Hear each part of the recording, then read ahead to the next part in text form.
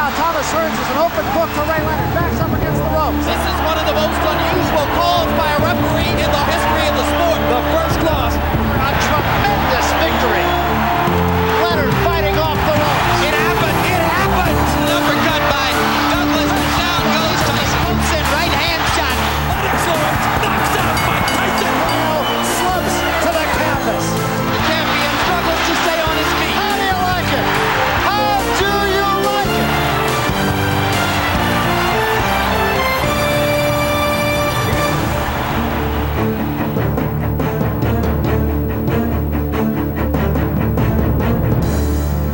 Hello, I'm Jim Lampley.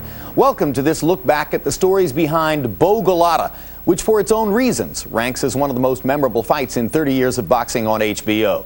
In this case, it's worth noting, memorable need not mean great fight. What made this Madison Square Garden night unforgettable was something totally unforeseen. A moment when a volatile mix of circumstances in and out of the ring lit a match and touched off an explosion.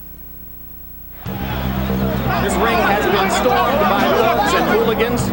Impossible to imagine what's going to be done to restore order here, but right now there are no police in sight. Chaos. A riot at Madison Square Garden on July 11, 1996. It came on the heels of a beating suffered by Riddick Bowe in his hometown. It came after Andrew Golota was disqualified for fouling. It was a short, steep fall from grace for the man who just 4 years earlier defeated Evander Holyfield for the title. And new heavyweight champion of the world, Riddick Big Daddy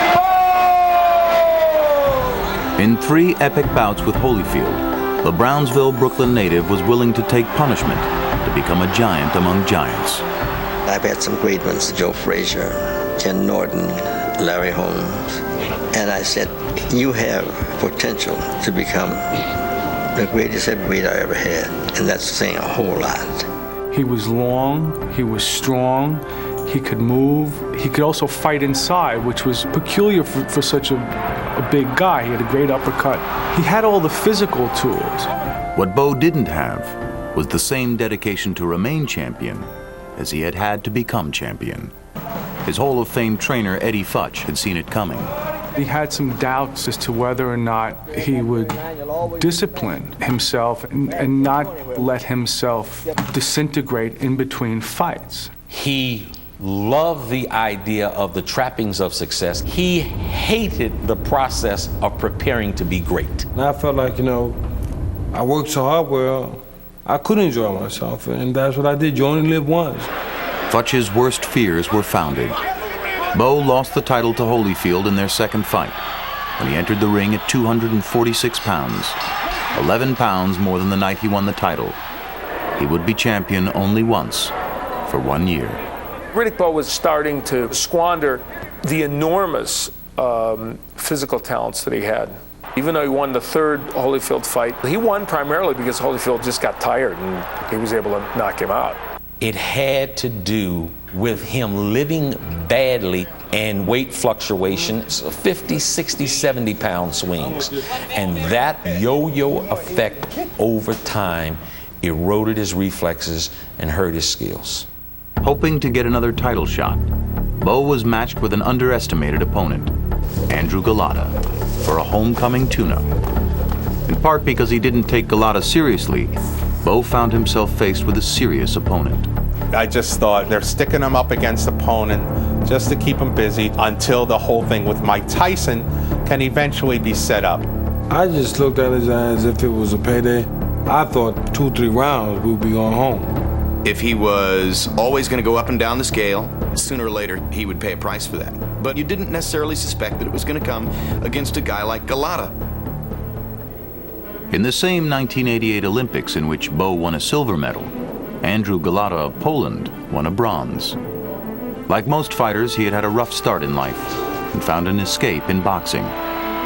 He was big, strong, athletic, and wild.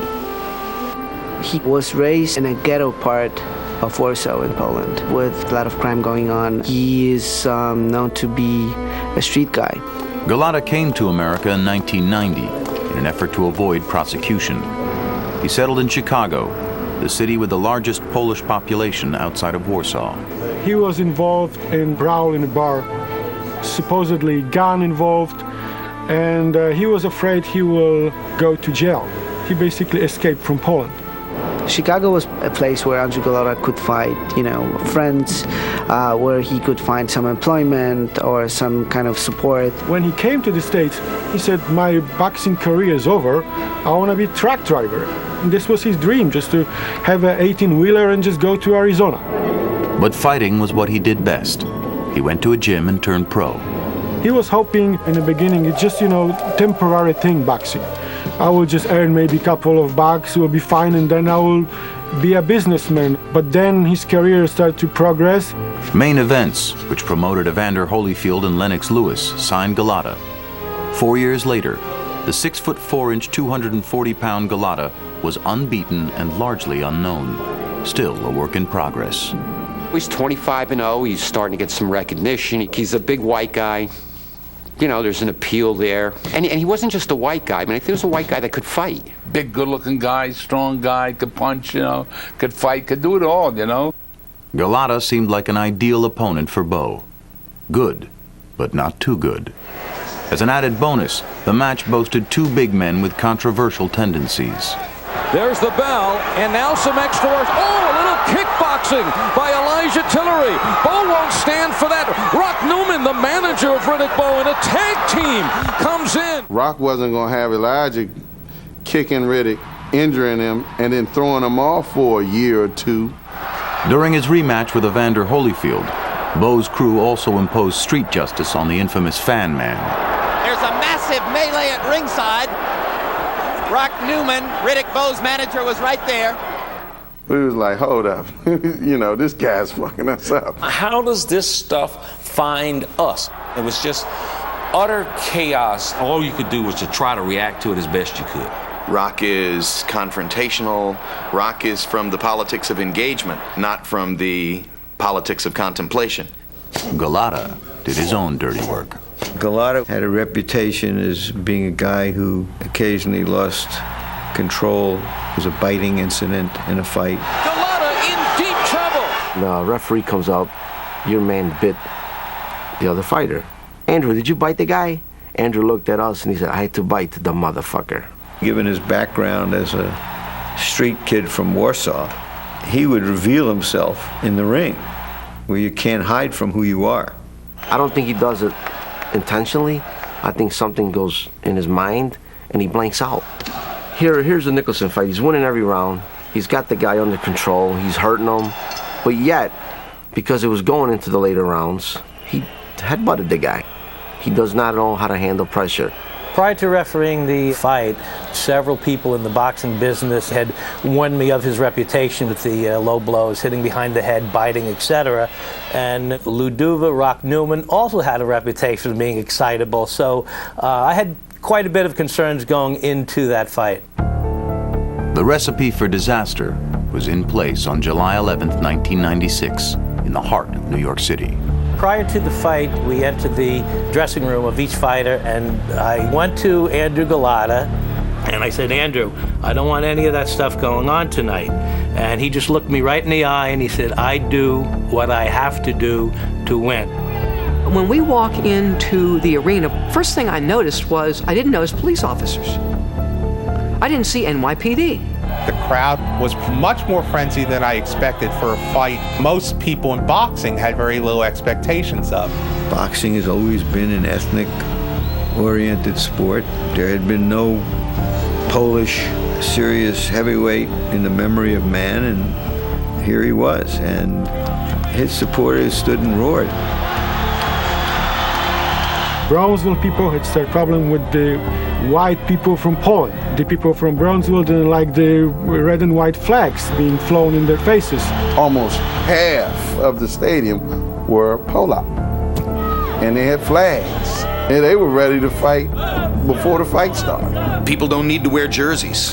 When one fighter is white and Polish and the other fighter is black and from Brownsville. With that energy in there, it's like a bomb just waiting to go off. From the start, It was clear that Golota had the size and the skill to compete with Bowe. Crowd lights up as Golota lands a combo. Bowe's wobbled. This is the first guy I ever fought that could hit me with a jab at will. It surprised me and threw me off. Just about everyone in press row was expecting Bowe to go through the guy pretty easily. And all of a sudden, I remember Golota out-jabbing him, really out-jabbing him. And Bowe may be surprised, Jim, that a guy is out-jabbing him. I remember as the rounds went on, turning to a writer next to me and saying, this guy looks like Jack Dempsey. The volatile Garden crowd was stunned by Golota's success against Bowe.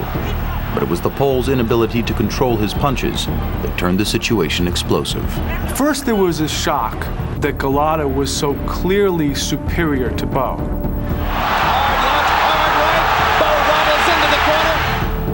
Then there's this shock that he's hitting him low, and he keeps hitting him low. What the hell's going on here? Next time it's a point. Last warning. Wayne Kelly stops and warns him, no point deducted so far.